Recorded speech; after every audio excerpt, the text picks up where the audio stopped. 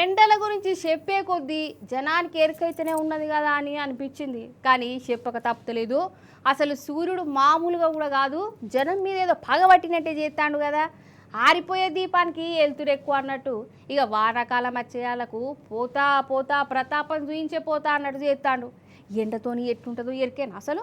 అమ్మో, అసలు సూర్యుడు ఎండ కొడుతుండా లేకపోతే నిప్పులు కురిపిస్తుండా గిట్టనే అనిపిస్తున్నది. బయట అడుగు పెడితే నిప్పులు నిప్పులు అలా నడిచినట్టే అవుతుంది అదులా. అంతేందుకు, బగ్గ ఎండ కొడితే రోడ్డు మీద ఉన్న కోడిగుడ్లు ఆమ్లెట్లు అవుతున్నాయి అంట కదా.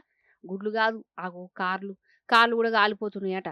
గిటు చూడురి, 10 కార్లు కాలి బూడిదైపోయినాయి. కామారెడ్డికి వెళ్ళి హైదరాబాద్ కంటైనర్ లారీలా ఈ కార్ల లోడును తెస్తురోలా. గా తూప్రాన్ కాడ లారీ ఇంజన్ల మంటలేలినాయి. కథం ఇగో గిట్లా అపోతమైనయి. ఈ ఎండలు చేయబట్టి మంటలేలినాయి అంటుర్రు. ఇక ఇంకో దిక్కు జనం బయట అడుగు పెట్టాలంటేనే గజ్జుమంటారు. 40 42 కాదు, మన కాడ 46 47 దాటింది.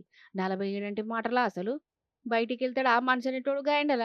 అటు ఆంధ్రాలో 48 కూడా దాటిందట. ఇక చెప్పు కథ.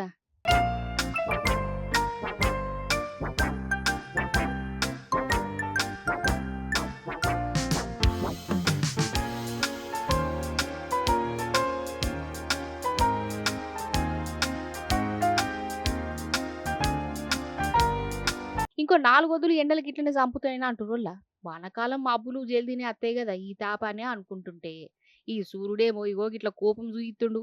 ఓ దిక్కు ఎండ, ఇంకో దిక్కు వడగాల్పులు, అంత ఆగమాగం చెందన చెందన. సరే పొద్దంతా ఎండ కొడుతుంది, చీకటైనాకనైనా జర చల్లదనం అత్తందంటే అది రాదు. కూలర్లు వేసుకున్నా ఉడకబోతాంది అంటే గంత గరం ఉంటుందా అన్నట్టు. అందుకే ఎందుకన్నా మంచిది జర పెద్ద మనుషులు చిన్న పోరలు బయటికి వెళ్ళని వెళ్ళొద్దు. తాపకోసారి మంచినీళ్ళు జ్యూసులు గీసులు తాగుర్రి. ఇంకో వారం రోజుల దాకా గిట్టెనే ఉంటదట. జర పైలం మరి